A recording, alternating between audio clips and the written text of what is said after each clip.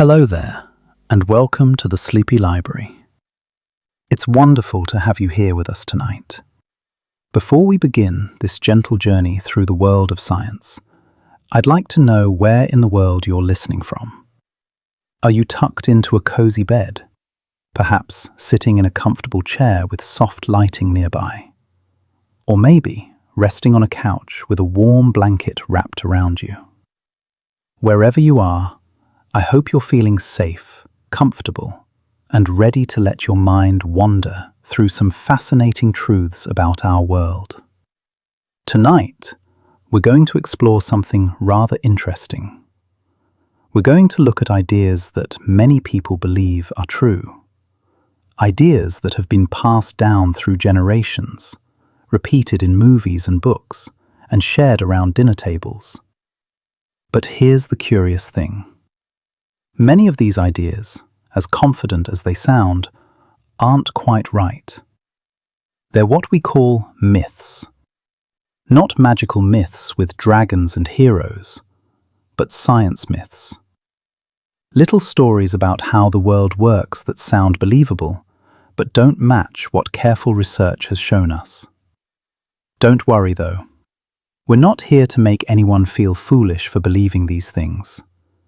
Even scientists believed some of these myths for a long time. What we're here to do is gently, softly, explore what's really true. And along the way, we'll discover that the real truth is often more wonderful, more surprising, and more interesting than the myth ever was. So, settle in, take a deep breath, and let your mind relax as we begin our gentle exploration of science myths, what they are, where they came from, and what the truth really tells us. Let's start with something you've probably heard many times before. Have you ever been told that sugar makes children hyperactive? Perhaps you've seen it at birthday parties, where kids eat cake and candy, and then seem to run around with endless energy. Parents and teachers often point to the sugar and say, "That's what's making them so wild." It seems to make perfect sense. Sugar gives energy, and energy makes people active. Simple, right? Well, here's where things get interesting. Scientists have studied this idea very carefully, and what they found might surprise you. Sugar doesn't actually make children hyperactive. Not even a little bit. In fact, dozens of well-designed research studies have looked at this question, and they all came to the same conclusion. Sugar has no noticeable effect on how hyperactive children become. One particularly clever study gave some children drinks with sugar in them, and other children drinks with artificial sweeteners that tasted sweet but had no sugar at all. The children didn't know which drink they got. Neither did the researchers watching them. When they compared the two groups, they couldn't find any difference in behavior. The children who drank sugar didn't act any more energetic or wild than the children who didn't. But the really fascinating part came when they included parents in the experiment. Some parents were told their child had received a sugary drink, even when they actually hadn't.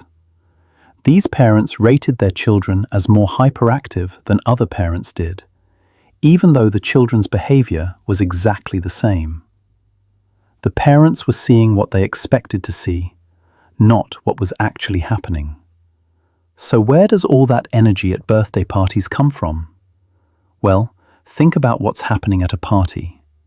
There are games, friends, excitement, new toys, music, and fun activities. Children are in a special environment where normal rules are relaxed. They're allowed to be louder, run more, and play harder than usual. Of course they're going to be energetic. It's not the sugar, it's the party itself. The myth about sugar and hyperactivity seems to have started in the 1970s, when a doctor named Benjamin Feingold created a special diet for children. He thought food additives might cause behavioral problems. His diet didn't specifically target sugar, but people began to lump sugar together with other food additives, and the idea spread from there. Despite evidence to the contrary, the belief has remained strong for over 50 years. Now, this doesn't mean sugar is good for children. It's not. Too much sugar can lead to cavities in teeth, weight gain, and long-term health problems like type 2 diabetes. The American Academy of Pediatrics recommends that children under 2 shouldn't have any added sugar at all, and older children should have no more than about 6 teaspoons per day. But when we blame sugar for hyperactivity, we might miss the real reasons a child is having behavioral difficulties, whether that's lack of sleep, stress, an overstimulating environment, or an actual medical condition that needs attention. Let's move on to another myth you've probably encountered. Have you ever heard someone say that goldfish have a memory of only 3 seconds? It's a popular saying. People use it as an insult, calling someone who forgets things a goldfish. The idea is that a goldfish swims around its bowl, sees the same castle or plant every 3 seconds, and thinks, "Oh, how nice, I've never seen this before." But goldfish aren't nearly as forgetful as this myth suggests. In fact, goldfish have quite impressive memories. They can remember things for weeks, months, and in some cases, even years. Scientists have tested this in many different ways. In one experiment, researchers placed a lever in a goldfish tank. When the goldfish pressed the lever, food would come out. The goldfish learned this quickly. But here's the clever part. The researchers made it so the lever would only give food during a specific 1-hour window each day. The goldfish learned to come to the lever at the right time. They remembered when feeding time was, and returned to that spot at the correct hour, day after day. In another study, scientists played a certain sound whenever they fed the goldfish. After the goldfish learned to associate the sound with food, the scientists stopped playing the sound for 5 whole months. Then they played it again. The goldfish immediately swam to where food usually appeared. They remembered the connection between the sound and food after 5 months of not hearing it. Goldfish can also learn to navigate mazes, recognize different people, and even distinguish between different pieces of music. Some goldfish have been trained to recognize their owners and swim to the surface when they approach the tank. This wouldn't be possible if they could only remember things for 3 seconds. Where did the 3-second myth come from? Nobody knows for certain, but it probably started because people kept goldfish in small, boring bowls with nothing interesting to do. The goldfish couldn't show how smart they were because they didn't have the opportunity. It's like judging someone's intelligence by watching them sit in an empty room. Without anything to interact with, goldfish look pretty simple. But give them space, companions, and interesting things to explore, and they reveal themselves to be much more capable than most people realize. The brain structure that goldfish use for memory is different from the one humans use. Humans have a part called the hippocampus, which is very important for forming memories. Fish don't have a hippocampus, and for a long time, scientists thought this meant fish couldn't form lasting memories. But further research showed that fish have a different brain structure called the pallium, which serves a similar purpose. Just because it's organized differently doesn't mean it doesn't work well. Goldfish kept in proper conditions, in large tanks with plants, hiding spots, and other fish for company, live rich, cognitive lives. They solve problems, remember their environment, and show more intelligence than the 3-second myth ever gave them credit for. Now let's explore a myth about the sky itself. You've probably heard the saying, "Lightning never strikes the same place twice." It sounds wise, doesn't it? It suggests that once something unlikely happens, it won't happen again in the same spot. People use this phrase to comfort themselves or others after something bad occurs. Don't worry, they say. Lightning never strikes twice. But lightning doesn't follow this rule at all. Lightning strikes the same place twice, 3 times, dozens of times, even hundreds of times. It's not only possible, in some places it's guaranteed. Take the Empire State Building in New York City. This tall structure gets hit by lightning about 25 times every year. That's more than twice a month during storm season. The Willis Tower in Chicago and One World Trade Center have similar experiences. These buildings are struck by lightning regularly, predictably, and repeatedly. But why does this happen? Lightning is electricity, and electricity always follows the path of least resistance. This means it looks for the easiest, most direct route to the ground. Tall objects, especially pointed ones like skyscrapers or trees on hills, provide a shorter path for the lightning to travel. If a location offered a good path once, it will offer a good path again. Lightning doesn't remember where it's been before. It simply follows physics. There's even a famous example of a person being struck by lightning multiple times. Roy Sullivan was a park ranger in the United States. Between 1942 and 1977, he was struck by lightning 7 different times, and he lived through every single strike. His story is so remarkable that it's documented in record books. While this is extremely rare for a person, it demonstrates that the saying about lightning is completely false. Mountains, radio towers, and isolated trees are also struck repeatedly.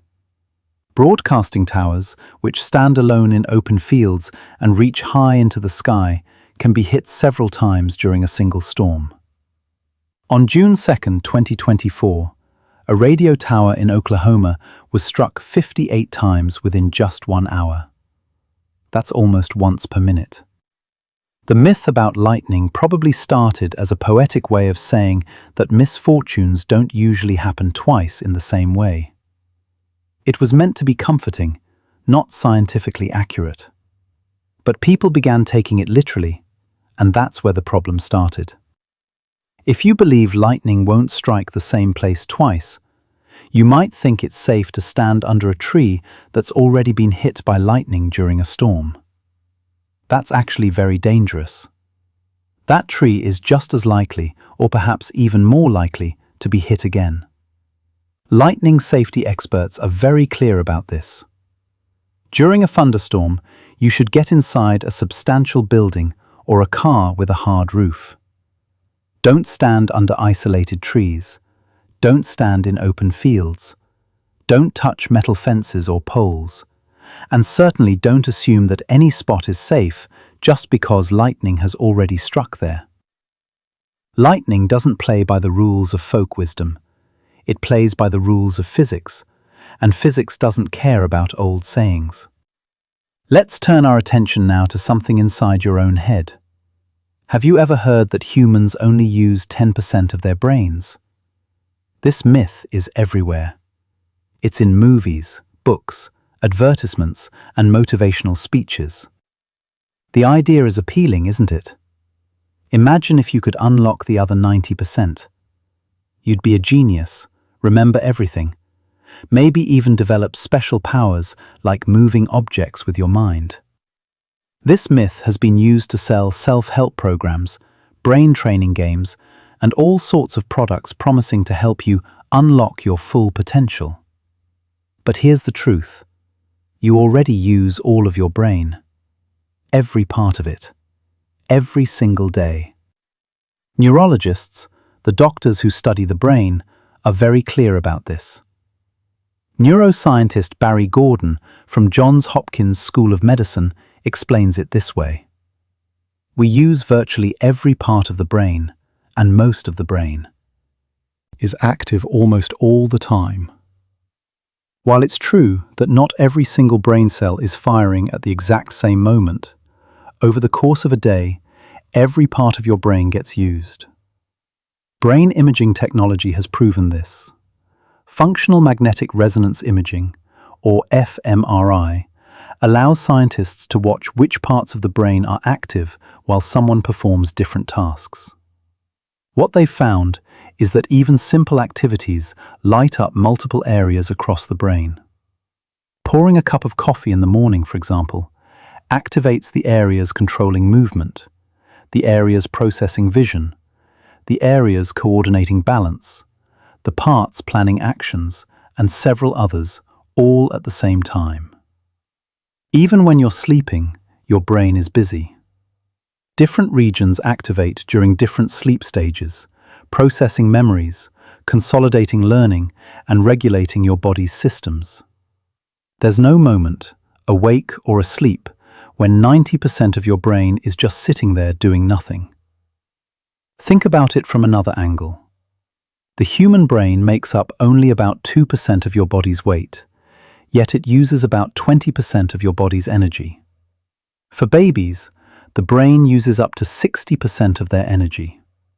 Evolution is very efficient. It doesn't waste resources. If 90% of your brain wasn't doing anything useful, evolution would have gotten rid of it long ago. Every organ that exists costs energy to maintain. Nature doesn't keep expensive, useless equipment around. There's another important point. If 90% of your brain wasn't necessary, then damage to most areas wouldn't matter much. But doctors know that's not true at all. Even small injuries to the brain can have serious effects. A stroke that affects just a small region can impair speech, movement, or memory. Brain tumors must be removed very carefully because surgeons need to avoid damaging important structures. If most of your brain was unused, this wouldn't be a concern. So where did the 10% myth come from? It seems to have originated in the early 1900s with some misunderstandings about brain research. Psychologist William James wrote in 1907 that humans use only a small part of their mental and physical resources. He didn't specify a number, and he was talking about potential, not about brain tissue. But somehow, over time, this got transformed into a specific percentage and applied to the physical brain itself. The myth was popularized in Dale Carnegie's famous book, How to Win Friends and Influence People, published in 1936. In the introduction, author Lowell Thomas wrote that Harvard professor William James used to say the average person develops only 10% of their latent mental ability. Notice the words latent mental ability, not brain usage. But people reading this apparently missed that distinction. The myth is appealing because it offers hope. If we're only using 10%, then there's so much more we could achieve. We could be smarter, more creative, more capable. But the truth is actually more empowering, not less. Your brain is already amazing. It's already working at full capacity. The way to improve isn't to unlock unused parts. It's to take better care of the brain you're using through good sleep, proper nutrition, learning new things, staying physically active, managing stress, and keeping your brain engaged with interesting challenges. Your brain can grow and change throughout your life through a process called neuroplasticity. When you learn new skills, your brain forms new connections between neurons. When you practice something repeatedly, those connections get stronger. This is how you can improve at anything, not by turning on unused brain regions, but by optimizing the networks you already have. Now let's talk about something you might observe in the night sky. Have you heard about the dark side of the moon? This phrase is so common that there's even a famous album named after it by the band Pink Floyd. The idea is that one side of the moon is always in shadow, always facing away from Earth, never receiving sunlight. But this isn't quite right. The moon doesn't have a permanently dark side.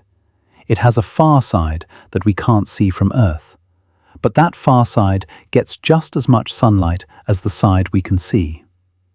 Here's what's actually happening. The Moon takes about 27 days to orbit around Earth. It also takes about 27 days to spin once on its own axis.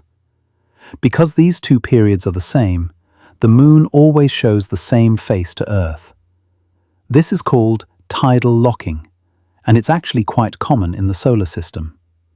Think of it like a dancer slowly spinning while moving in a circle around a partner. If the dancer spins at exactly the right speed, they'll always face their partner, but they'll face every other direction in the room at different points in their circle. The Moon does something similar. When we see a full moon, the sun is behind us, shining on the side of the Moon facing Earth. At that moment, the far side of the Moon is indeed in shadow. But 2 weeks later, during a new moon, the situation reverses. The sun is now shining on the far side of the Moon, and the side facing Earth is in shadow.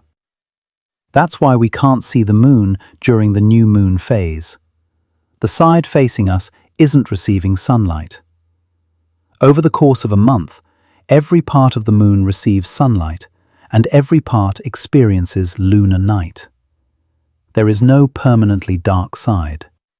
Scientists prefer to call it the far side of the Moon instead.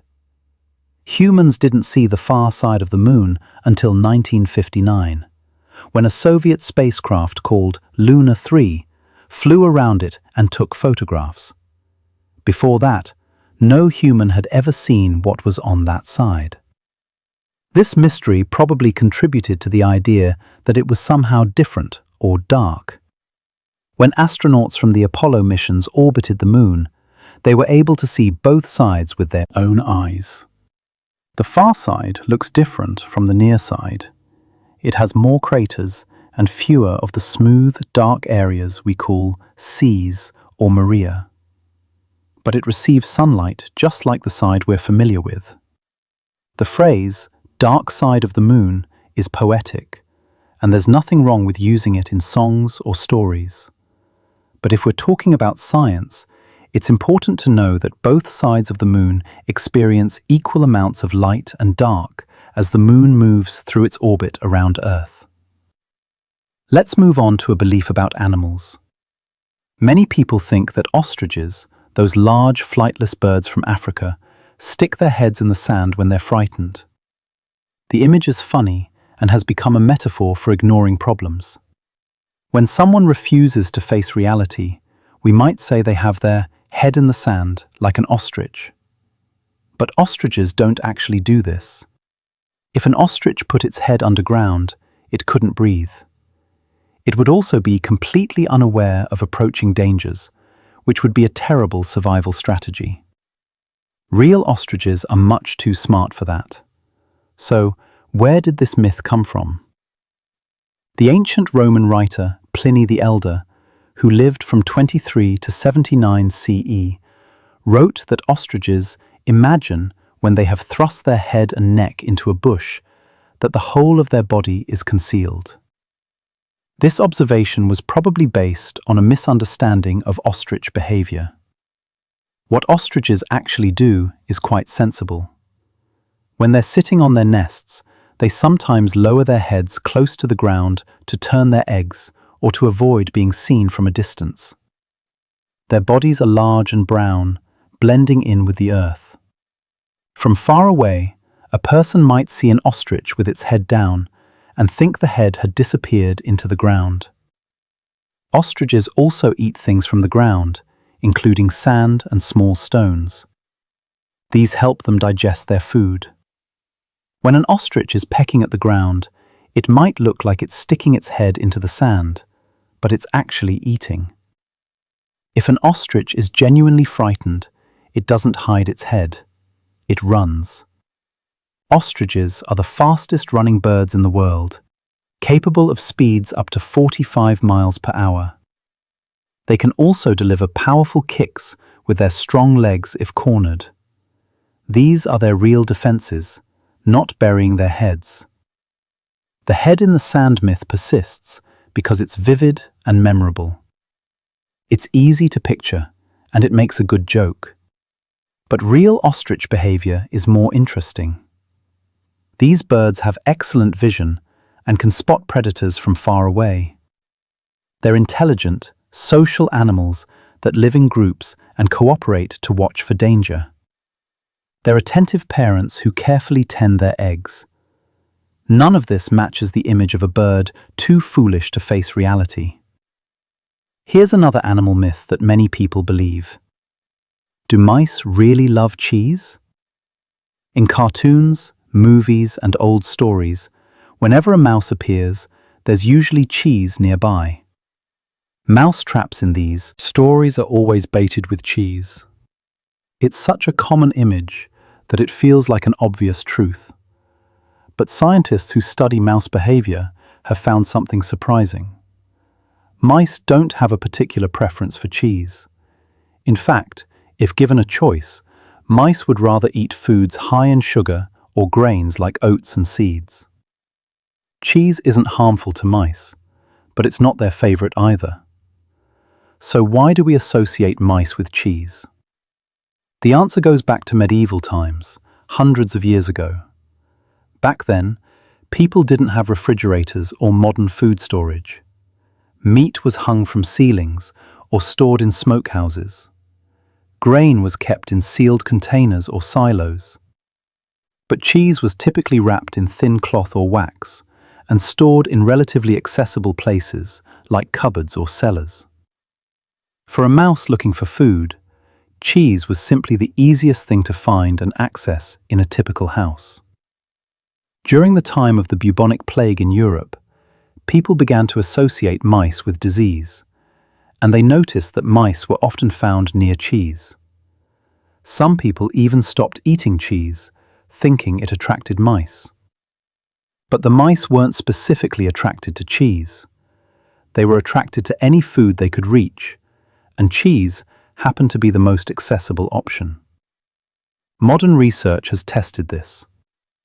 When scientists offer mice a variety of foods including cheese, chocolate, peanut butter, and grains, the mice generally prefer sweet foods and grains over cheese. Peanut butter is actually a much more effective bait for mouse traps than cheese is. Adult mice, like most adult mammals, have difficulty digesting lactose, the sugar found in milk and cheese.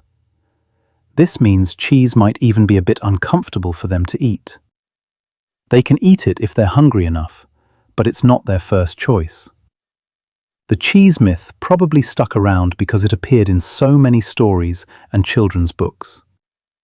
Once something becomes part of popular culture, it's hard to correct it, even with evidence. But now you know the truth. Mice are more interested in the crumbs from your cookies and cereal than in your fancy aged cheddar. Let's explore a myth about human biology. Have you heard that you lose most of your body heat through your head? Many parents tell their children to wear hats in winter because you lose 70% of your body heat through your head. This sounds scientific and specific, and it's repeated so often that it must be true, right? Actually, it's not true at all. You lose heat through your head at about the same rate as you lose heat through any other part of your body that's uncovered. There's nothing special about your head when it comes to heat loss. Where did this myth come from? It seems to have originated from a military study done decades ago. Scientists tested heat loss on people wearing Arctic survival suits in very cold conditions. The survival suit covered everything except the head. Not surprisingly, in these circumstances, a significant amount of heat escaped through the only exposed area, the head. But this didn't mean the head naturally loses more heat. It just meant that when everything else is covered, the uncovered part loses heat. Think about it this way. If you went outside naked in winter, you'd lose heat fairly evenly across your whole body surface. About 7 to 10% of heat loss might come from your head, simply because your head makes up about 7 to 10% of your body's surface area. But if you're wearing a coat, pants, gloves, and shoes, leaving only your head exposed, then yes, you'll lose a lot of heat through your head, simply because it's the only part that's bare. Your head does have a lot of blood vessels near the surface of the skin, which is why you might feel cold in your head and face quite readily. But this is about perception, not about actually losing most of your body heat through that region. So should you wear a hat in winter? Absolutely, yes.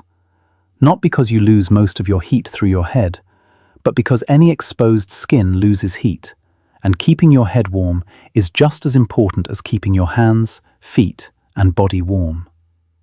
Hats also help because they cover your ears, which have less fat and muscle to insulate them, so they get cold quickly and uncomfortably. The lesson here is that if you're cold, cover up all your exposed skin, not just your head. A hat is part of a complete strategy for staying warm, not a magic solution to heat loss. Now let's consider something about the world's most famous wall. You've probably heard that the Great Wall of China is the only human-made structure visible from space. This claim appears in textbooks, documentaries, and even some teachers mention it as an interesting fact. It sounds impressive and makes the Great Wall seem even more magnificent. But astronauts who have actually been to space tell a different story. The Great Wall of China is very difficult to see from space, and it's certainly not the only human-made object visible from up there. In fact, many other structures are much easier to spot. China's first astronaut, Yang Liwei, specifically stated in 2003 that he could not see the Great Wall from space, even though he was looking for it. Other astronauts have confirmed this.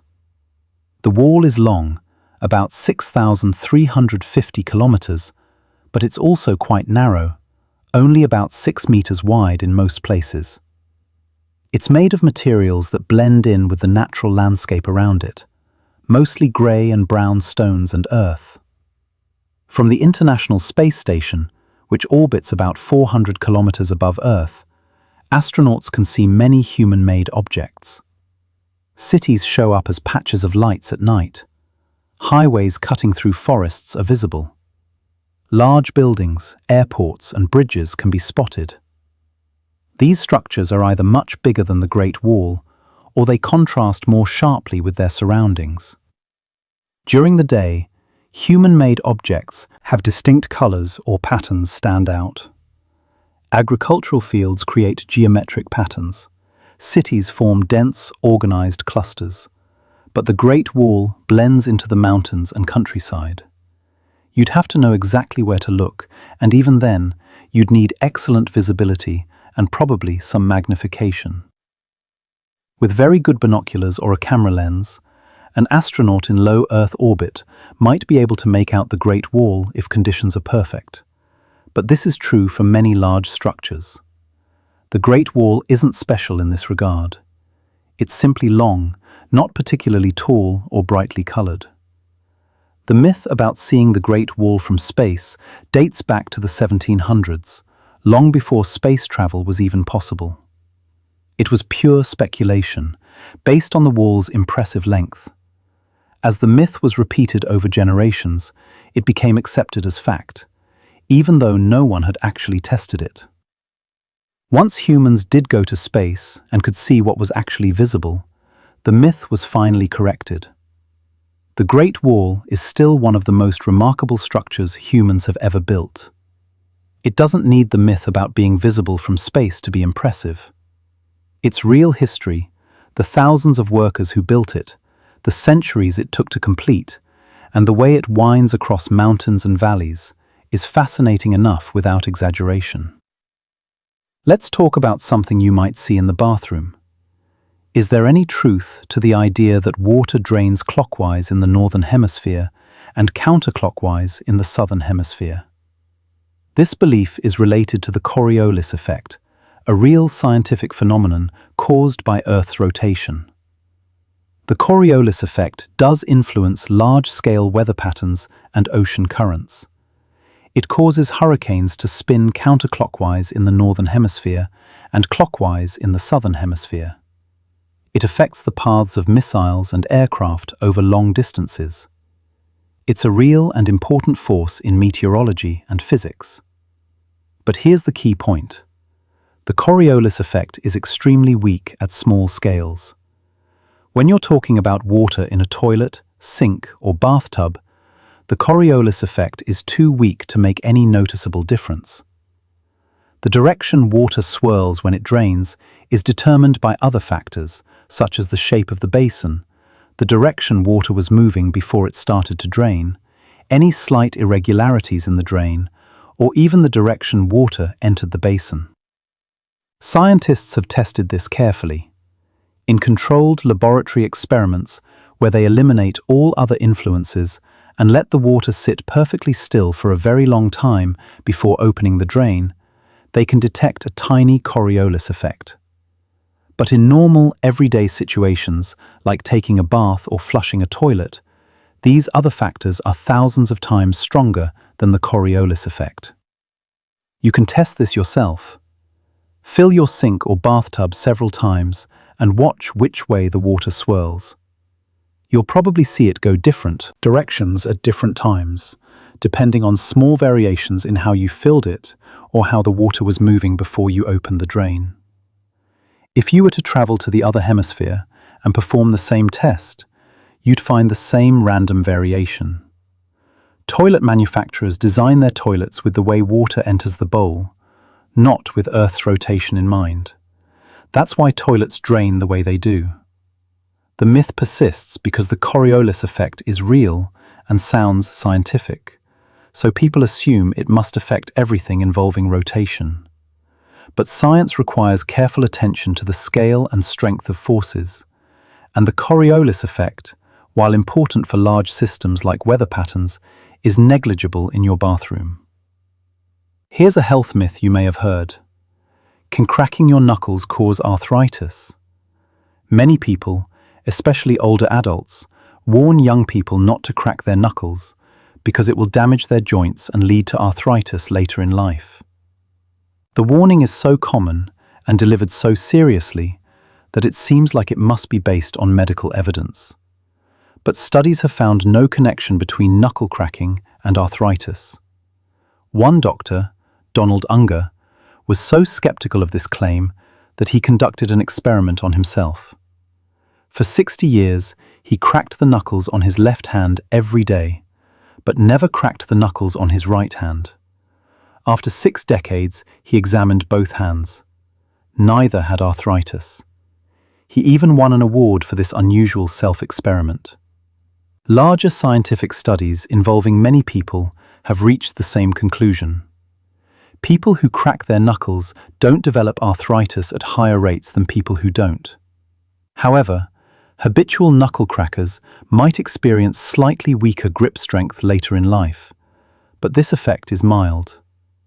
So what's actually happening when you crack your knuckles? Your joints contain fluid called synovial fluid, which helps them move smoothly. When you stretch or bend a joint in certain ways, you change the pressure in that fluid. This can cause dissolved gases, mainly carbon dioxide, to form bubbles. When those bubbles suddenly collapse, they make the popping sound you hear. This process is called cavitation, and it's harmless. After you crack a knuckle, you usually can't crack it again immediately. You have to wait about 20 minutes for gases to dissolve back into the synovial fluid. This waiting period tells us that gas bubble formation is indeed what's happening, not damage to the joint. Arthritis is a condition where joints become inflamed and painful. It has several causes, including age, genetics, previous injuries, autoimmune conditions, and wear and tear from repetitive motions. But the occasional popping of gas bubbles in your joints isn't one of those causes. If knuckle cracking were harmful, we'd expect to see damage in people who do it frequently. But medical examinations don't show this. The joints of people who crack their knuckles look normal, healthy in X-rays and other scans. Their synovial fluid is fine, their cartilage isn't damaged. That said, if cracking your knuckles causes pain, you should stop and perhaps see a doctor. Pain is your body's way of signaling a problem. But the simple act of cracking your knuckles without pain is not going to cause arthritis, no matter how many times adults warned you it would. Let's turn to a common belief about vitamins.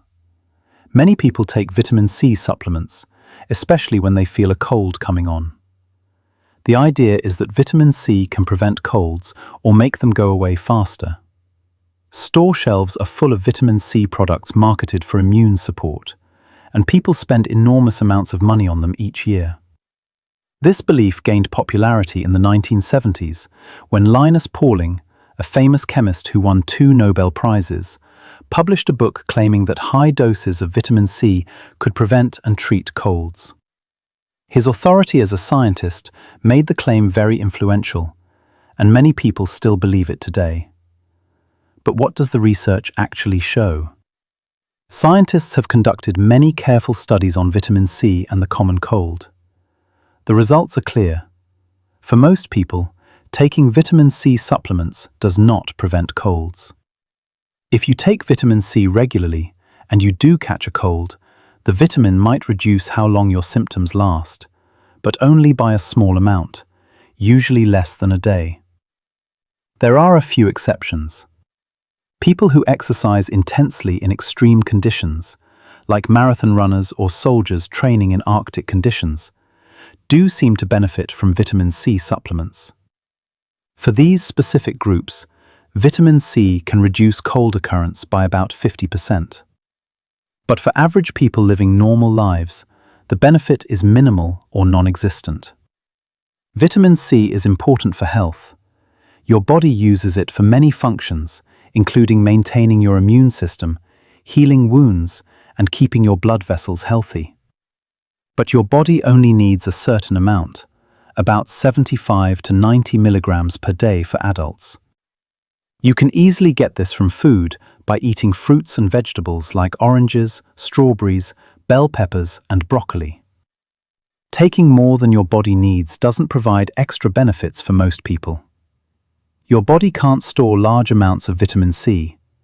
If you take too much, your body simply removes the excess through urine. You're essentially creating expensive urine. Very high doses of vitamin C can even cause problems like stomach upset, diarrhea, and kidney stones. So the idea that if some is good, more is better doesn't apply here. The reason Linus Pauling's claims gained so much traction was partly due to his reputation, but also because they offered hope. Colds are common and annoying. The idea that a simple vitamin could prevent or cure them was appealing. People wanted to believe it. But science must be based on evidence, not wishes, and the evidence doesn't support using vitamin C supplements to prevent colds in most people. Now, let's explore a statement about animals and temperature. You might have heard that chameleons change color to blend in with their surroundings, like nature's perfect camouflage. In movies and stories, chameleons turn green on a leaf, brown on a tree trunk, and even plaid when they walk across a tablecloth. This makes chameleons seem like magical creatures with amazing adaptive abilities. The truth is both simpler and more interesting. Chameleons do change color, but usually not to match their background. They change color primarily for communication and temperature regulation. Chameleons use color changes to signal to other chameleons. A male might become brighter colors to attract a female or to warn other males to stay away. A female might change color to show she's not interested in mating. Submissive chameleons might turn dark or dull colors to avoid confrontation. Excited, aggressive, or stressed chameleons display different patterns than calm, relaxed ones. Temperature also affects chameleon color. A cold chameleon might become darker to absorb more sunlight and warm up. A warm chameleon might become lighter to reflect sunlight and cool down. This is similar to wearing dark colors in winter to stay warm and light colors in summer to stay cool. How do chameleons change color? Their skin contains special cells called chromatophores, arranged in layers. Different layers contain different color pigments, including reds, yellows, and browns. Below these are cells that reflect blue and white light. By expanding or contracting these cells, the chameleon can make different colors visible. The colors combine and interact to create the wide range of shades we see. While chameleons can change color, they don't choose any color they want, and they don't instantly match any background. Each chameleon species has a specific range of colors it can produce. A chameleon can't turn bright blue if its cells don't contain the right pigments for blue. Some chameleons do use color change for camouflage, but it's usually a general camouflage, not a precise match. For example, a chameleon in a green forest might stay generally green because that's useful. But if you move that chameleon to a bright red surface, it won't turn red. It doesn't work like that. The myth about chameleons perfectly matching their backgrounds probably comes from their scientific name, which relates to the word for adaptation, and from the fact that they do indeed change color. People combined these facts and assumed the color change was for camouflage, but nature is often more subtle than we imagine. The real reasons for color change are about communication and thermoregulation, which is just as fascinating as perfect camouflage would be. Let's examine a belief about electricity that makes people nervous. Many believe that if you touch someone who's been struck by lightning, you'll be electrocuted because their body is still carrying electricity. This belief is dangerous because it might prevent someone from helping a lightning strike victim who desperately needs immediate medical attention. The truth is that the human body does not store electricity. When lightning strikes a person, the electrical current passes through them and into the ground in a fraction of a second. Once the lightning is gone, the person's body contains no more electrical charge than yours does. It is completely safe to touch a lightning strike victim. In fact, touching them might save their life.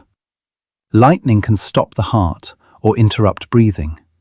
Immediate CPR can make the difference between life and loss. Every second counts. If someone has been struck by lightning and they're not breathing or don't have a pulse, start CPR right away. Call for emergency help. But don't wait for help to arrive before beginning CPR. The sooner CPR starts, the better the chance of survival. This myth has likely prevented people from helping lightning strike victims, and that's tragic. Lightning strikes are medical emergencies. The victim might have cardiac arrest, severe burns, neurological damage, or other injuries. Quick action is essential. If you're ever in a situation where someone has been struck by lightning, remember these facts. First, the person is not dangerous to touch. They're not electrified. Second, you can and should provide first aid immediately. Third, move the person to safety only if there's an ongoing danger, like if the storm is still right overhead. Otherwise, provide care where they are and wait for professional help. The origin of this myth probably comes from confusion with other electrical situations. If someone touches a live wire and the electricity is still flowing, then yes, you shouldn't touch them directly, because the electricity could flow through them and into you. But lightning is instantaneous. It's not a continuous flow. Once the strike is over, there's no remaining charge. Understanding this difference can be life-saving. Don't let a myth prevent you from helping someone in an emergency. Here's a statement about weather and health that almost everyone has heard. Many people believe you can catch a cold from being cold, from going outside with wet hair, or from not wearing a jacket. Parents tell children to bundle up or they'll get sick. This seems to make sense because colds are more common in winter when it's cold outside. But here's the key fact. Colds are caused by viruses, not by cold weather. You catch a cold when a virus enters your body, usually through your nose or mouth. This happens when an infected person coughs or sneezes near you, or when you touch a surface contaminated with the virus and then touch your face. Cold weather itself doesn't make you sick. You could spend an entire day outside in winter, get thoroughly chilled, and still not catch a cold, if you're not exposed to cold viruses. Conversely, you can stay warm and cozy indoors and still catch a cold if someone nearby is infected. So why are colds more common in winter? There are several reasons. First, people spend more time indoors when it's cold, crowded closer together in heated buildings with closed windows. This makes it easier for viruses to spread from person to person. Second, cold air is drier, and dry air can dry out the mucous membranes in your nose, potentially making it easier for viruses to infect you. Third, some research suggests that cold viruses survive better in cold, dry air than in warm, humid air. Additionally, people's behavior changes in winter. We touch our faces more to wipe our noses or adjust scarves. We shake hands and share items more frequently during holiday gatherings. Schools are in session, bringing children together in classrooms where viruses spread easily. The belief that cold causes colds is understandable. It's an association our minds make naturally. Winter comes, we get cold, we get colds. It's easy to connect these events, but correlation is not causation. Just because two things happen together doesn't mean one causes the other. So should you still wear a jacket in winter? Of course. Cold weather can be uncomfortable and can lead to hypothermia or frostbite in extreme conditions. Staying warm is important for comfort and safety. But don't think a jacket is preventing viral infections. It's not. The best ways to prevent colds are washing your hands frequently, avoiding touching your face, staying away from people who are sick, getting enough sleep, eating well, and managing stress. These actions support your immune system and reduce your exposure to viruses. These are what actually prevent colds, not warm clothing. Let's discuss a widespread belief about reading in dim light. Many people think that reading in poor lighting will damage your eyes or ruin your vision permanently. Parents often tell children not to read in the dark or read by flashlight under the covers. This warning has been around for generations. The truth is that reading in dim light won't damage your eyes. It might make them tired, dry, or temporarily uncomfortable, but it won't cause permanent harm. Your eyes might feel strained after reading in poor light, just as your legs might feel tired after walking a long distance. But this strain goes away with rest. Think of your eyes like your muscles. Using them doesn't wear them out or break them. Exercise makes muscles tired temporarily, but doesn't damage them. The same is true for your eyes. Working them hard might make them feel fatigued, but once you rest them, they recover. Why do your eyes feel uncomfortable in dim light? When there's less light available, your pupils dilate to let in more light, and you blink less when you're concentrating on reading. You might also hold the book closer to your face or squint. All of these factors can lead to eye strain, dry eyes, or headaches. But these symptoms are temporary. Most vision problems, like nearsightedness or farsightedness, have other causes. Nearsightedness, which makes distant objects blurry, is influenced by genetics and possibly by how much time you spend focusing on close objects, but not by the lighting conditions when you do that focusing. Some research suggests that children who spend more time outdoors have lower rates of nearsightedness, possibly because they spend more time looking at distant objects. But this is about distance, not lighting. That said, it's still better to read in good lighting if possible, simply because it's more comfortable. You're more likely to enjoy reading and keep reading when your eyes feel good. If your eyes hurt or you get a headache, you'll probably stop reading sooner. But if you occasionally read by dim light, perhaps because you're on a camping trip or dealing with a power outage, don't worry about permanent damage. Your eyes will be fine. The origin of this myth might come from a general association between taking care of things and protecting them from wear. We know that harsh conditions can damage tools, machines, and other objects, so it seems logical that harsh conditions for eyes, like poor lighting, might damage them too. But biological systems don't work quite the same way as mechanical ones. Your eyes are adaptable and resilient. Let's explore another common saying that many people believe. You've probably heard the phrase, blind as a bat. When someone can't see well or has trouble finding something right in front of them, people say they're as blind as a bat. This saying is so common that it seems like it must be based on truth. After all, bats fly around in the dark, bumping into things, so they must not be able to see, right? But here's the fascinating truth. Bats are not blind at all. In fact, many bats have quite good vision. Some bat species can see better than humans, especially in low-light conditions. The whole idea that bats are blind is completely wrong. All bats can see, every single species. But different types of bats have different levels of vision, depending on what they need.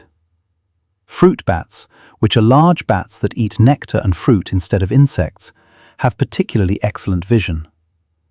Some fruit bat species can see 3 times better than humans.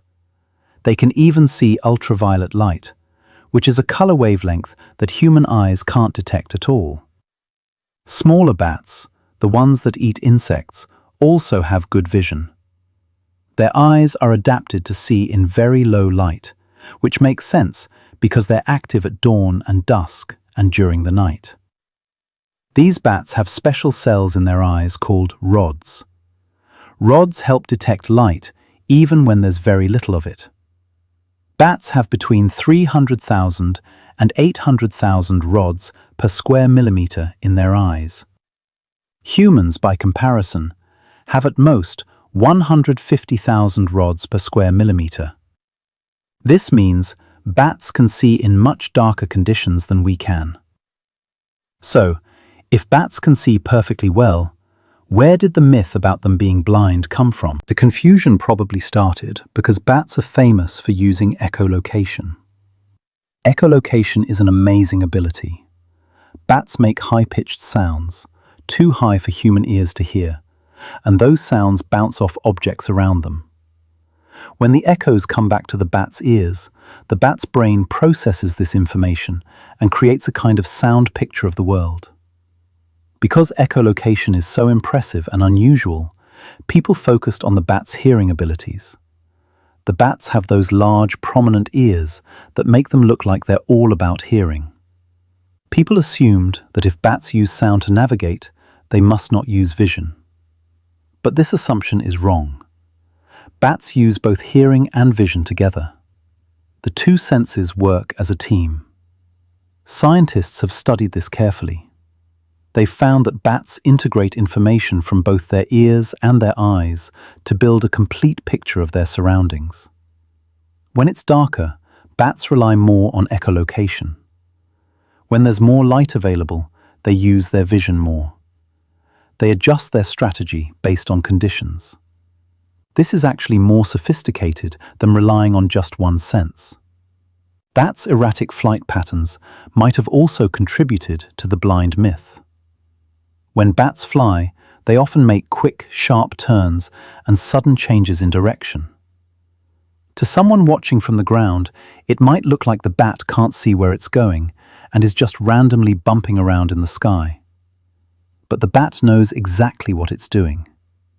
Those quick movements are the bat chasing insects, which also make quick turns and direction changes. The bat is following its prey with incredible precision, using both its hearing and vision to track tiny, fast-moving targets in mid-air. There's even evidence that some bats prefer to use vision over echolocation in certain situations. Research shows that when bats are hunting in areas where there's enough light, they often rely more on their eyes than on their ears. They choose the sense that works best for the current situation. The phrase, blind as a bat, has been around for a very long time. Some historians think it might go back to ancient Greece. The philosopher Aristotle wrote about bats more than 2,000 years ago, and he might have made comments about their vision that were misunderstood or misinterpreted over the centuries. The phrase stuck around and became common, even though it was never accurate. Bats are actually remarkable creatures with highly developed senses. Their vision is specially adapted for the life they live. They're not stumbling around blind. They're precisely navigating a complex three-dimensional world at high speeds in the darkness. That takes sophisticated sensory systems, not blindness. Understanding the truth about bats is important for another reason. Bats are incredibly valuable animals. They eat enormous numbers of insects, including mosquitoes and crop pests. A single bat can eat thousands of insects in one night. This provides natural pest control that saves farmers billions of dollars each year. Bats also pollinate many plants, including agave, which is used to make tequila. Some bats help spread seeds, which helps forests regrow. Bats are worth protecting and appreciating, not fearing or misunderstanding. Now let's talk about something related to eating habits and behavior. Have you heard that eating turkey makes you sleepy? This is an especially common belief around holidays when large turkey dinners are served. After eating a big meal with turkey, people often feel tired and want to take a nap. They blame the turkey, specifically something in turkey called tryptophan. Tryptophan is an amino acid, a building block that your body uses to make proteins. It's also used by your brain to make a chemical called serotonin, which helps regulate sleep and mood. Turkey does contain tryptophan. This much is true. But the idea that turkey makes you sleepy because of tryptophan is misleading. Here's why. Turkey doesn't have unusually high amounts of tryptophan compared to other meats. Chicken has about the same amount. So does beef and pork. Cheese, nuts, and eggs also contain similar or even higher amounts of tryptophan than turkey. If tryptophan in turkey made you sleepy, then eating chicken, cheese, or eggs should have the same effect. But people don't usually say they feel sleepy after eating chicken, even though the tryptophan content is nearly identical. Also, for tryptophan to make you sleepy, it needs to cross from your blood into your brain. But tryptophan has to compete with other amino acids to get into the brain. When you eat a protein-rich meal like turkey, you're also eating many other amino acids, and they all compete for the same pathway into the brain. This actually makes it harder for tryptophan to get through, not easier. So why do people feel sleepy after a big turkey dinner? The real reason is much simpler. It's the overall meal, not specifically the turkey. Think about what you eat at a typical holiday dinner. There's turkey, yes, but also mashed potatoes, stuffing, rolls, sweet potatoes, pie, and other dishes. This is a lot of food, and much of it is rich in carbohydrates. When you eat a large meal, especially one high in carbohydrates, your body directs blood to your digestive system to help process all that food. This means less blood flow to other parts of your body, including your brain, which can make you feel sluggish and tired. Your body is also releasing insulin to deal with the carbohydrates, and this process can affect your energy level. Additionally, Large meals simply take a lot of energy to digest. Your body is working hard to break down all that food, and this internal work makes you feel like resting. It's the same reason you might feel tired after any large meal, whether it includes turkey or not. Holiday dinners often also involve alcohol, which is a depressant and makes people feel sleepy. They happen in the late afternoon or evening. People are already getting tired from their day. They're social occasions where people relax, sit down, and take a break from their usual busy routines. All of these factors contribute to feeling sleepy after dinner. The turkey tryptophan myth became popular because it sounds scientific. People wanted an explanation for why they felt tired. And when they heard that turkey contains a sleep-related chemical, it seemed to make perfect sense. The myth spread and became accepted without people checking whether it was actually true. Tryptophan is important for sleep, but you don't get sleepy from eating foods that contain it. Your body carefully regulates how much tryptophan gets into your brain, and eating protein doesn't suddenly flood your brain with sleep-inducing chemicals. If it did, you'd feel sleepy every time you ate any meat, eggs, or dairy products. So enjoy your turkey dinner without worrying about it making you especially sleepy. If you feel tired afterward, it's because you ate a large, rich meal and you're in a relaxed, comfortable environment. That's completely normal and has nothing specifically to do with turkey. Let's consider another widespread belief about the human body. Many people think that different areas of the tongue taste different flavors. You might have seen diagrams in school showing a tongue map, with bitter at the back, sour on the sides, salty on the front sides, and sweet at the tip. According to this map, each area is supposedly specialized for detecting one particular taste. This tongue map is taught in many schools and appears in textbooks and science museums. It seems logical. Different parts of the body often have specialized functions, so why wouldn't different parts of the tongue specialize in different tastes? But the tongue map is wrong. It's based on a misunderstanding of research from over 100 years ago. All taste buds, no matter where they are on your tongue, can detect all 5 basic tastes: sweet, sour, salty, bitter, and umami, which is a savory taste. The original research that led to the tongue map myth was done by a German scientist named David Hennig in 1901. He measured taste sensitivity at different points on the tongue and found small differences in how sensitive different areas were to different tastes.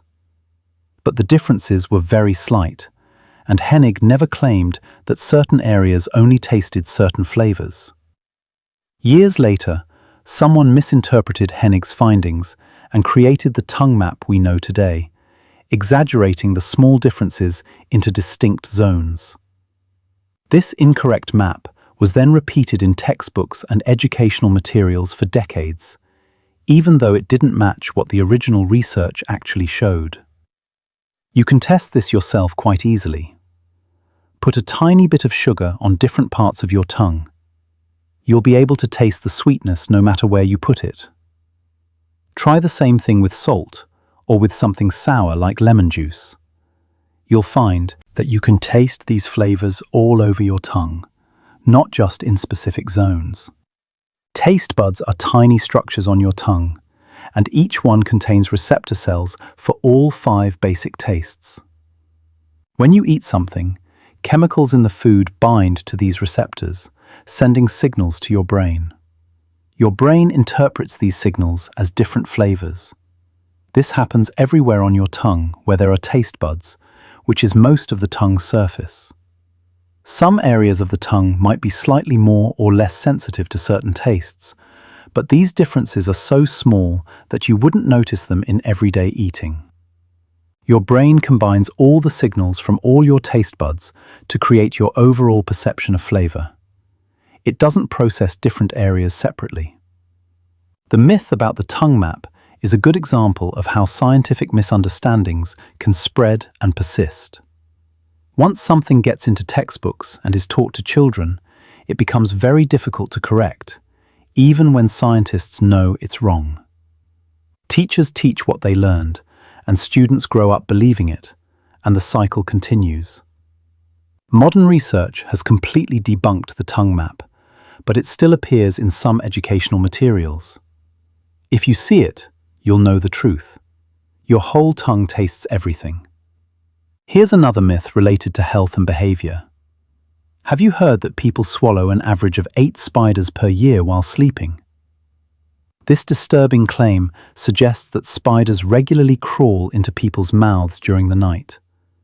It's been shared countless times on the internet and in conversation. Many people believe it, and it makes them uncomfortable about going to sleep. But this claim is completely false. The average person does not swallow any spiders during sleep. It's an urban legend with no scientific basis whatsoever. Think about it logically. Spiders are not attracted to human mouths. They don't want to be near humans at all. Humans are big, warm, noisy, breathing creatures that represent danger to a small spider. A sleeping person is still moving slightly, breathing out warm, moist air, making sounds and changing positions. To a spider, this would be terrifying, not inviting.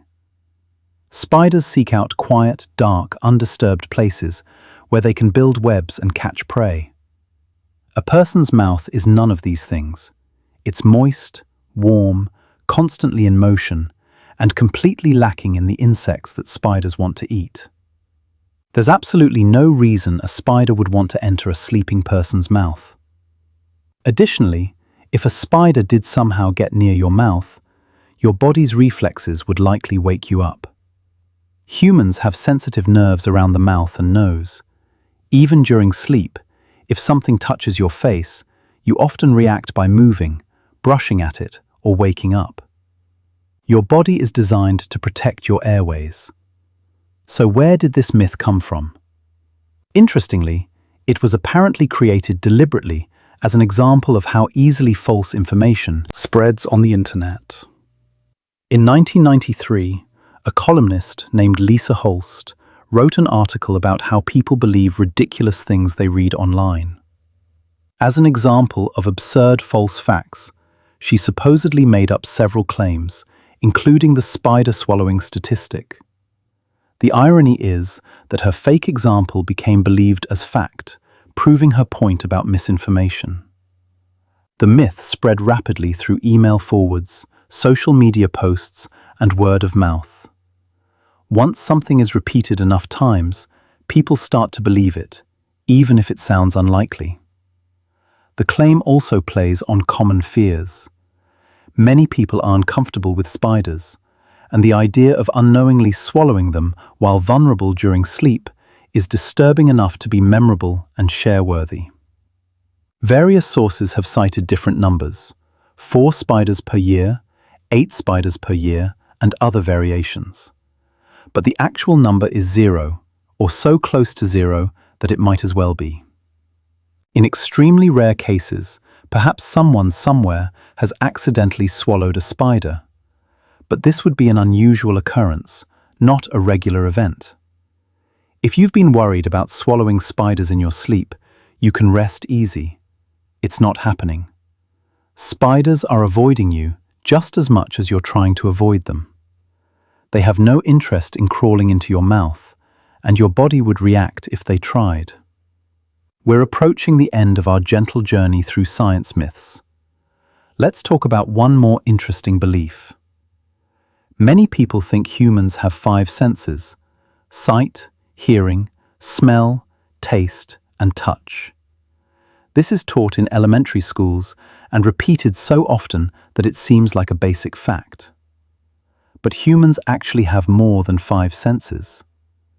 The traditional 5 senses are real and important, but they're not the complete picture. Consider balance, for example. Your sense of balance comes from the vestibular system in your inner ear. This system detects changes in position and movement. It tells you which way is up, whether you're moving or still, whether you're spinning or going straight. This is clearly a sense, distinct from the classic five. You also have proprioception, which is your sense of where your body parts are in space without looking at them. Close your eyes and touch your nose with your finger. You can do this because proprioception tells you where your finger and nose are. This sense comes from receptors in your muscles, tendons, and joints. Then there's your sense of temperature, which is separate from touch. Different nerve endings detect heat and cold. You can feel temperature without feeling pressure or texture. You also have nociception, the sense of pain. While pain often accompanies touch, it's processed differently and has its own specialized nerve endings. Pain is your body's warning system, telling you something is wrong. You can sense hunger, which comes from your stomach and blood sugar levels. You can sense thirst, which comes from detecting the concentration of your blood. You have a sense of needing to use the bathroom. You can sense your heart rate increasing. All of these are forms of sensory information that your brain receives and processes. Some scientists even argue that we should count time as a sense, since we have mechanisms in our brain that track time passing. Why do we traditionally say five senses? The list of five senses comes from the ancient Greek philosopher Aristotle, who wrote about them more than 2,000 years ago. His analysis was influential, and the number five was repeated in texts and teachings for centuries. But Aristotle didn't have access to modern neuroscience. He was working with observation and logic, not brain scans and nerve studies. As our understanding of biology has grown, we've realized that sensory processing is more complex than Aristotle knew. The traditional five senses are real and important, but they're just the most obvious ones. They're the ones that have dedicated organs: eyes, ears, nose, tongue, and skin. The other senses are more distributed through the body, or less obvious in daily life, so they don't get the same attention. This isn't really a harmful myth. Believing we have five senses doesn't hurt anyone. But it's a good example of how old ideas can persist even after we have better information. It reminds us to stay curious and open to learning, even about things we thought we already knew. The traditional five senses are real and important, but they're not the complete picture. Consider balance, for example. Your sense of balance comes from the vestibular system in your inner ear. This system detects changes in position and movement. It tells you which way is up, whether you're moving or still, whether you're spinning or going straight. This is clearly a sense, distinct from the classic five. You also have proprioception, which is your sense of where your body parts are in space without looking at them. Close your eyes and touch your nose with your finger. You can do this because proprioception tells you where your finger and nose are. This sense comes from receptors in your muscles, tendons, and joints. Then there's your sense of temperature, which is separate from touch. Different nerve endings detect heat and cold. You can feel temperature without feeling pressure or texture. You also have nociception, the sense of pain. While pain often accompanies touch, it's processed differently and has its own specialized nerve endings. Pain is your body's warning system, telling you something is wrong. You can sense hunger, which comes from your stomach and your levels, thirst from the concentration of your fluids, and your need to use the bathroom. These are all forms of sensory information that your brain receives and processes. Some scientists even argue we should count time as a sense, since we have brain mechanisms that track how much time has passed. Why do we traditionally say five senses? The list of five senses comes from the ancient Greek philosopher Aristotle, who wrote about them more than 2,000 years ago. His analysis was influential, and the number five was repeated in texts and teachings for centuries. But Aristotle didn't have access to modern neuroscience. He was working with observation and logic, not brain scans and nerve studies. As our understanding of biology has grown, we've realized that sensory processing is more complex than Aristotle knew. The traditional five senses are real and important, but they're just the most obvious ones. They're the ones that have dedicated organs: eyes, ears, nose, tongue, and skin.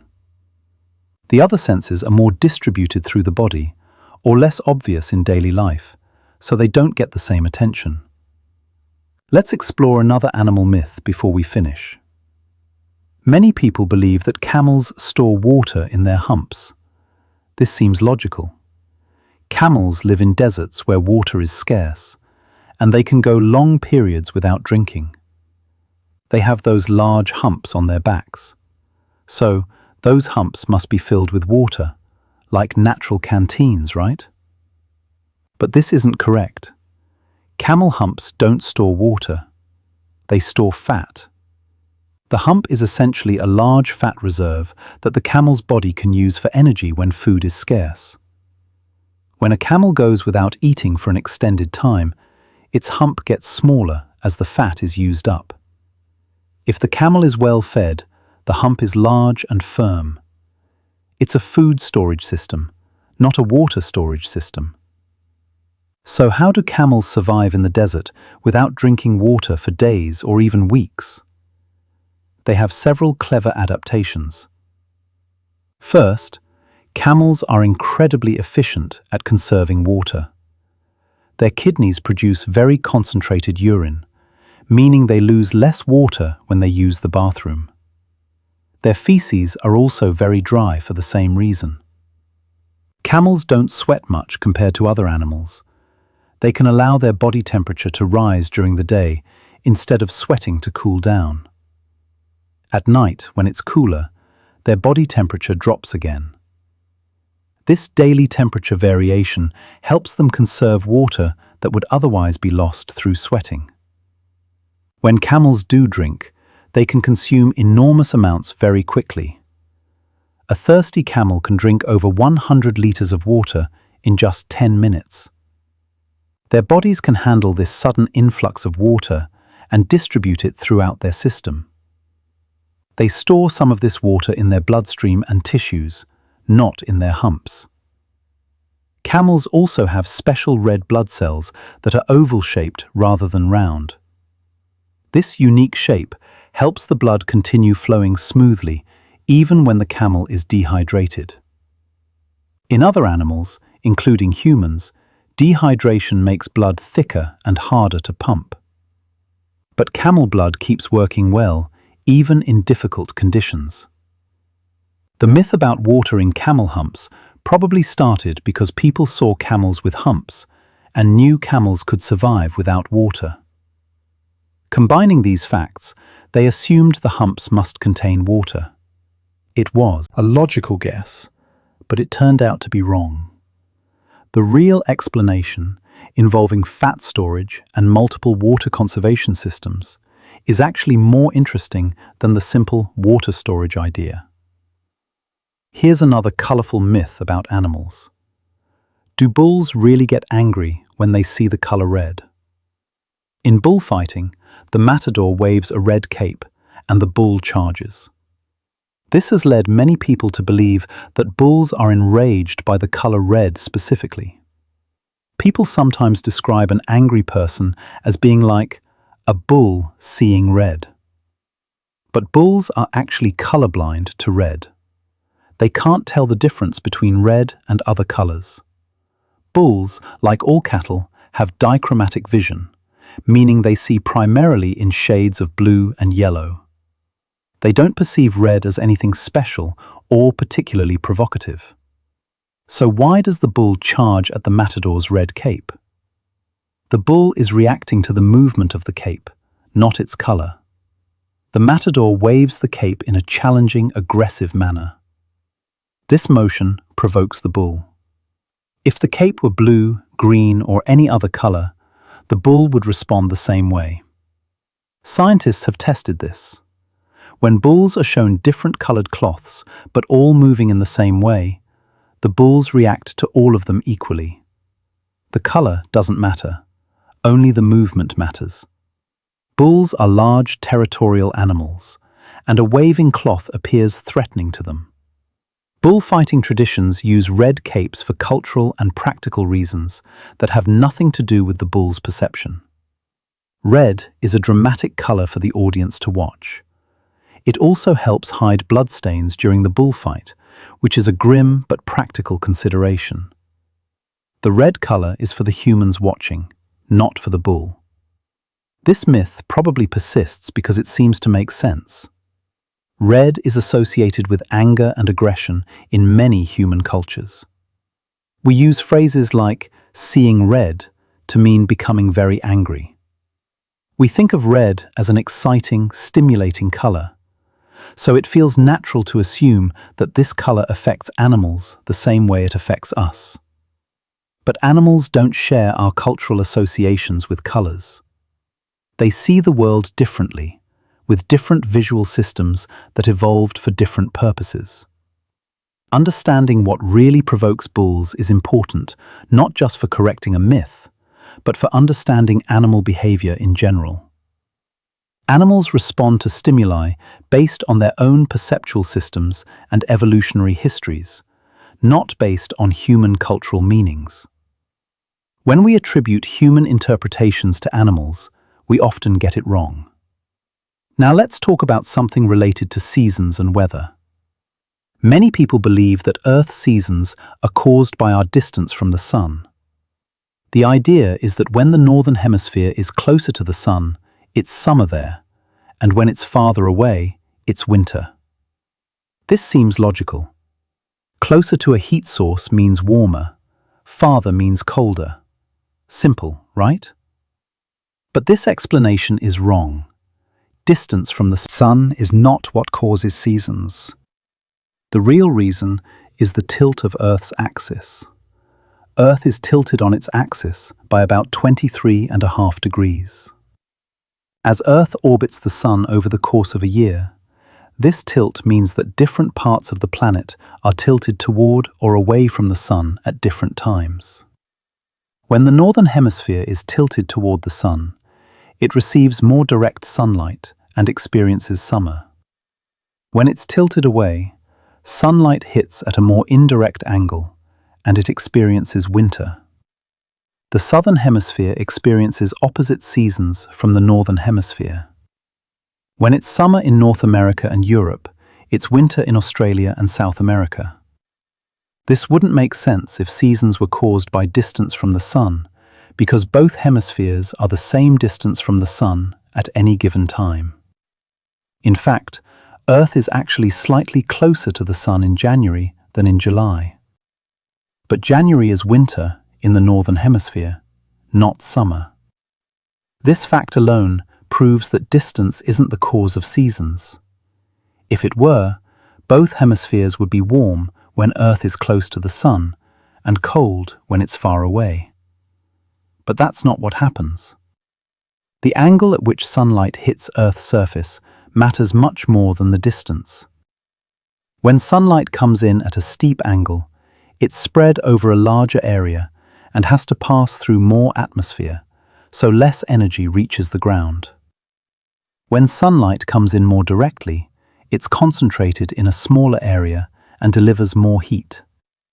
Think about how morning sunlight feels less warm than midday sunlight, even though the distance to the sun hasn't changed significantly.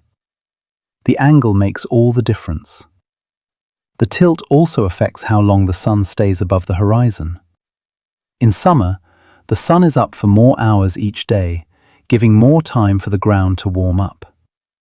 In winter, the sun is above the horizon for fewer hours, and there's less time for warming and more time for cooling at night.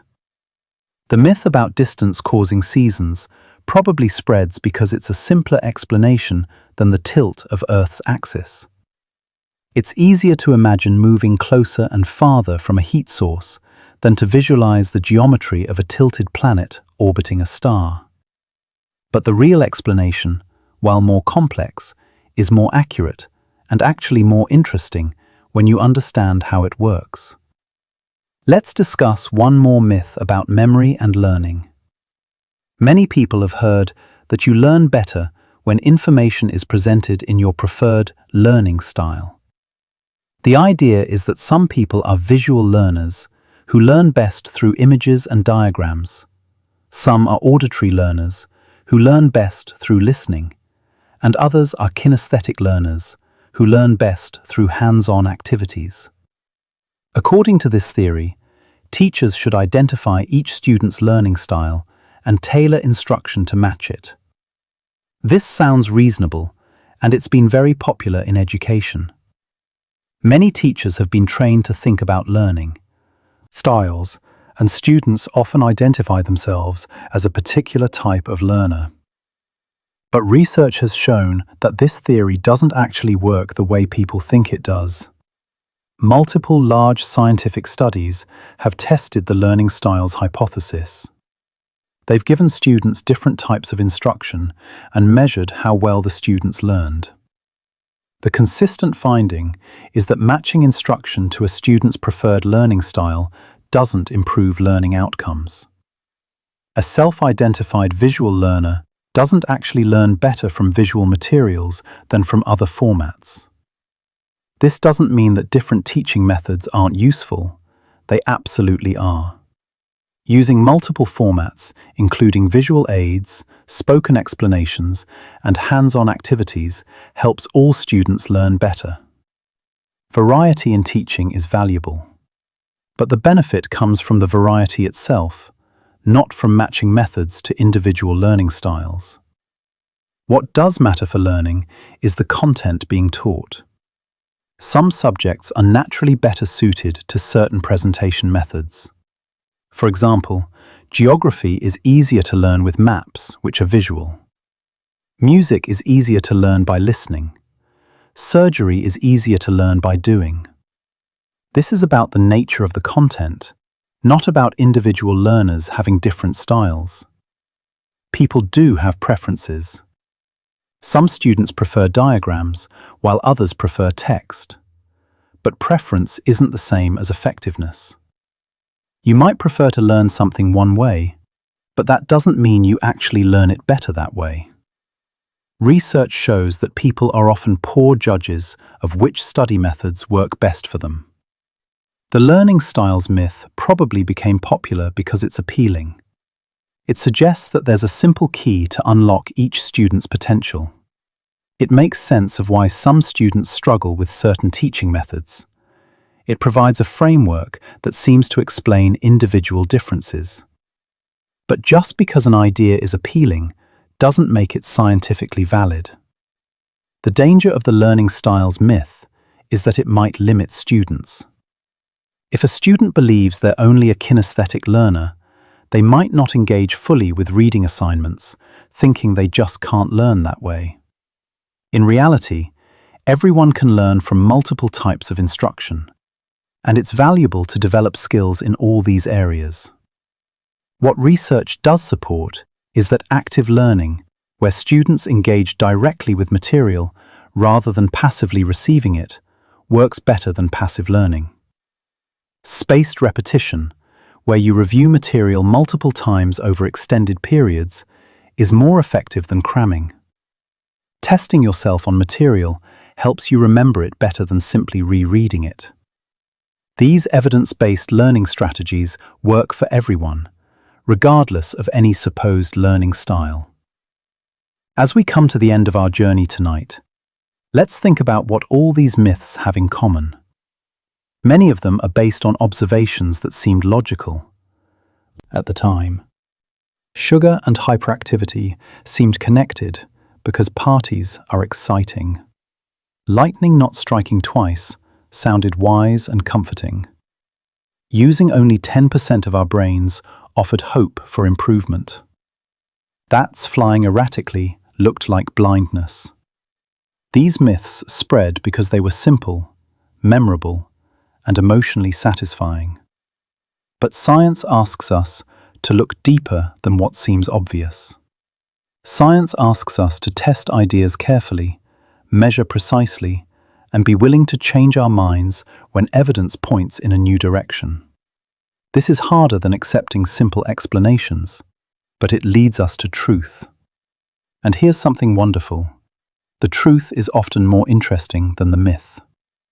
Real goldfish memory is more impressive than 3 seconds. Real chameleons, with their communication and temperature regulation, are more sophisticated than simple camouflage. The real human brain, using all its parts in an intricate dance of neural activity, is more amazing than the idea of untapped reserve capacity. Bats, with their combined vision and echolocation, are more remarkable than blind creatures stumbling through darkness.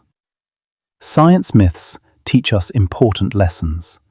They teach us to question what we hear, even if everyone believes it. They teach us to look for evidence rather than accepting stories. They teach us that authority figures and old traditions can be wrong. They teach us that understanding the world requires patience, curiosity, and willingness to be surprised. But these myths also teach us to be gentle with ourselves and others. If you believed some of these myths, you're in good company. Scientists believed them too, for a while. Teachers taught them. Parents repeated them. These myths spread not because people were foolish, but because humans naturally look for patterns and explanations, even when the right explanation isn't obvious yet. What matters is what you do with new information. When you learn something that contradicts what you thought you knew, you have a choice. You can ignore it and keep believing what's comfortable, or you can adjust your understanding to match the evidence. Choosing to update your beliefs based on facts is what learning is all about. As you rest tonight, perhaps you'll think about these myths and the truths behind them.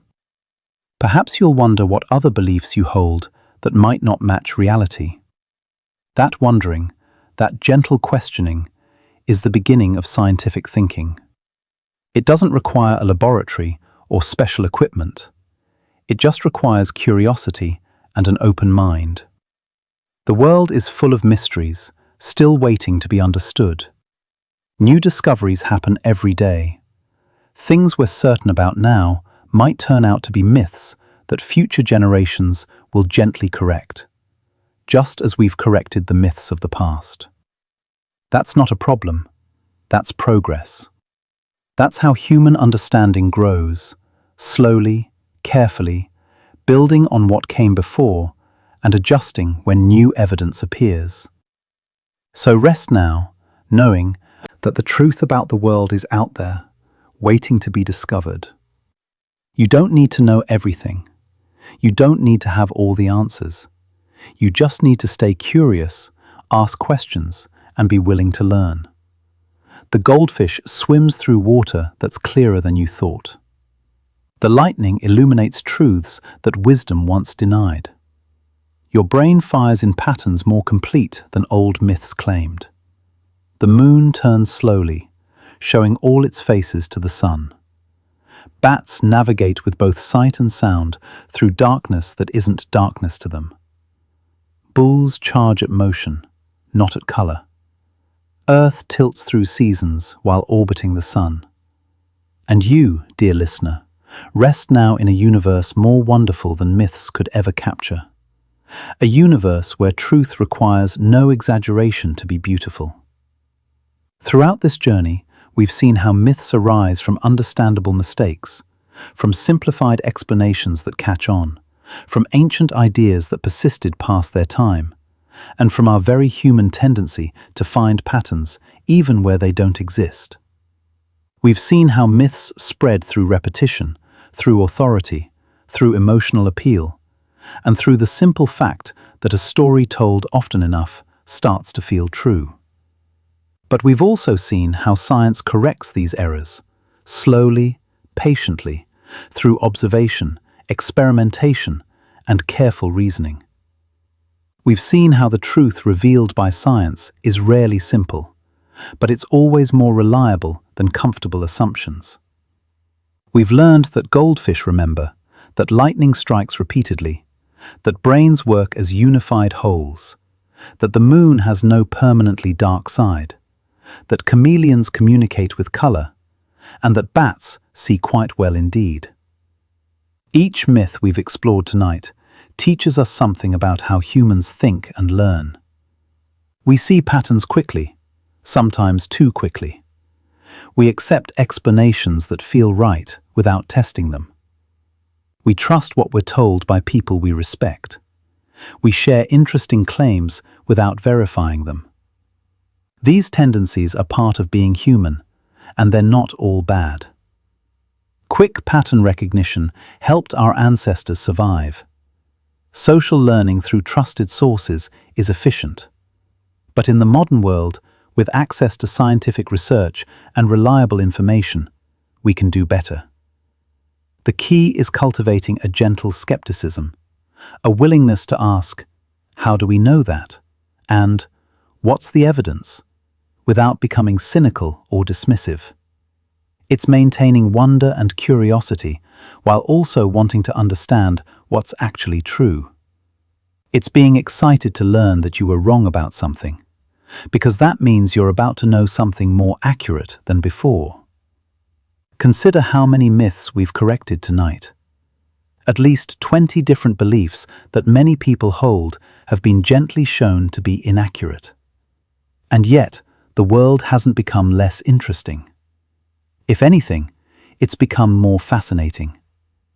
The real mechanisms behind these phenomena, the actual behaviors of animals, the true workings of our brains and bodies, these are more intricate and remarkable than the simple myths they replace. This is always true in science. Reality is never disappointing when you understand it properly.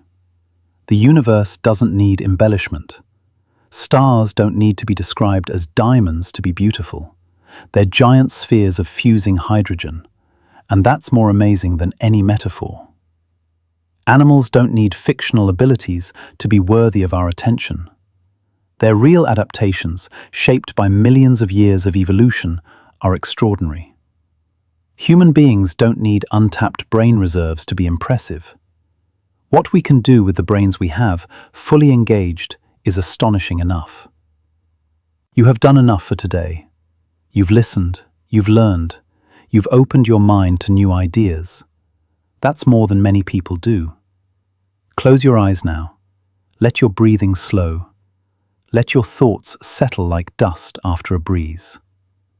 Tomorrow you can question, explore, and wonder again. But tonight, just rest. The world will still be here when you wake, full of truth and mystery, waiting patiently for you to discover more. Sleep well.